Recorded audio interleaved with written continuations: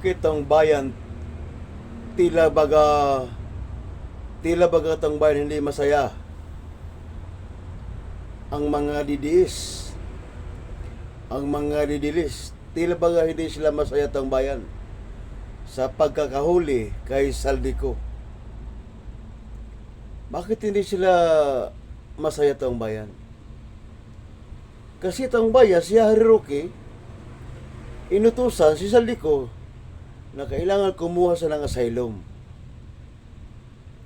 Oh. Pinipigilan ni Harry Roque na wag umuwi si Saldico. Bakit ganon tang bayan? Bakit ganon tang bayan pinipigilan ni Harry Roque na wag nang umuwi si Saldico? At tinuruan niya ito kumuha na lang ng asylum. Bakit ganon? Kasi ang katwiran ng bayan, gugurgurin daw si Saldico pag umuwi. Papatayin daw si Saldico pag umuwi. Kaya huwag na raw dapat itong umuwi para daw hindi mapahamak ang buhay niya. Dapat daw ito kumuha ng asylum. Yan ang bayan. Takot na takot sila sa pagbalik ni Saldico, sa pag-uwi ni Saldico sa Pilipinas. Bakit natatakot sila taong bayan? Bakit natatakot sila sa pag-uwi ni Saldico? Bakit natataranta sila? Ano ang kanilang kinakatakot? Kasi ang katulinan ng taong bayan, baka raw bumalik na si Saldico at idiin si Sara Duterte. Baka raw bumalik na si Saldico at idiin si Sara Duterte at itanggi raw itong mga 18 Marines at saka si Orly Gutisa. Oh. Marami taong bayan. Maraming natatakot sa pagbalik ni Saldico. Yan kasi alam niyo mga taong bayan, habang wala si Saldico dito, marami silang pinapakalat, marami silang mga sinasabi, katulad niya si Orly Gutisa, si 18 Marines. Yung kay Gutisa, sino bang involved doon? Sino bang involved kay Orly Gutisa? Di ba si Marcolita? Si Mike Defensor, di ba? Di ba yung dalawa na yan ang involved kay Orly Gutisa? Yung 18 Marines, sino rin ang involved?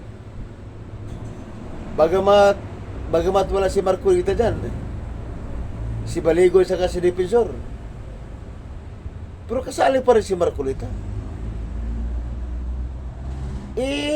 Pinipilit nilang kailangan imbestigahan ni Senator Ping Lacson sa Blue Ribbon Committee.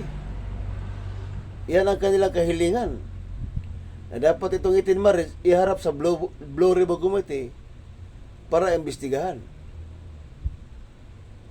ang kanilang mga paratang laban kay PBBM. Di ba yan ang lagi tinutulak ni Marcolita? Ang ingay-ingay siya, pinipilit niyang itulak na kailangan imbestigahan ni Senator Ping Lacson itong 18 Marines. Kung sila ay hindi daw magsasabi na totoo, pwede naman daw silang i-contempt. Kasi itong bayan, mahirap kasi magsalita na wala si Saldico. Yan ang katwiran ni Senator Ping Lacson. Tama naman si Senator Ping Lacson. Tama. Bago sila magsalita sa Blue Ribbon Committee, dapat buo silang lahat, walang kulang. Oh. Mas maganda kasi yung buo sila, walang kulang. Kung sino talaga ang nagsasabi sa kanilang totoo. Kasi kung puro Gutisa 18 Marines lang, tapos wala si Saldico, kasi ang mga paratang kasi nila ay nakabatay sa sinasabi ni Saldico. Kaya itong si Orly Gutisa at yung 18 Marines, ito yung magpapatotoo sa sinasabi ni Saldico. Oh. Di ba taong bayan? Kaya galit na galit itong si Marcolita at DDS. Galit na galit sila kay Senator Ping Lacson. Bakit ayaw magsimula mag-hearing ang Blue Ribbon Committee samantalang siya naman ang chairman ng Blue Ribbon Committee? Oh. O ngayon, nagdeklara na si Senator Ping Lacson, chairman ng Blue Ribbon Committee, na pag naibalik na si Saldico, sama-sama silang iharap sa Blue Ribbon Committee. Alam ito man, hindi sila natutuwa dyan. Hindi sila natutuwa na magsama-sama silang iharap sa Blue Ribbon Committee. Sa katunayan nga itong bayan,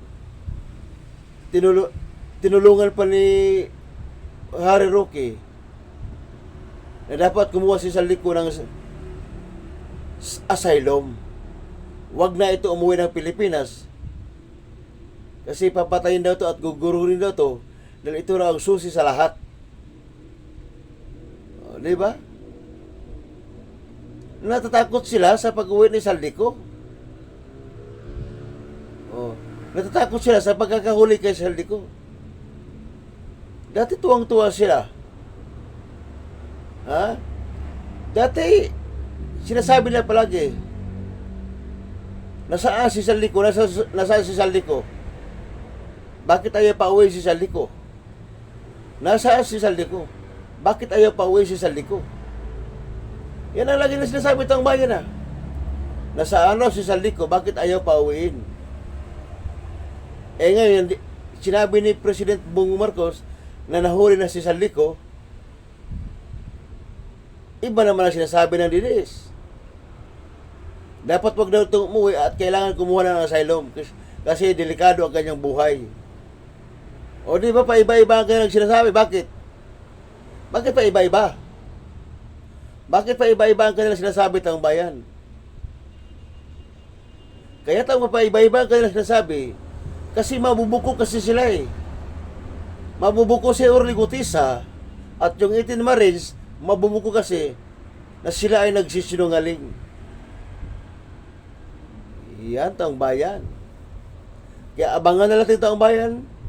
Abangan na natin ang pagbalik ni Saldico sa Pilipinas dahil malapit na itong bumalik sa Pilipinas itong si Saldico. Kaya goodbye na kayo, Didis.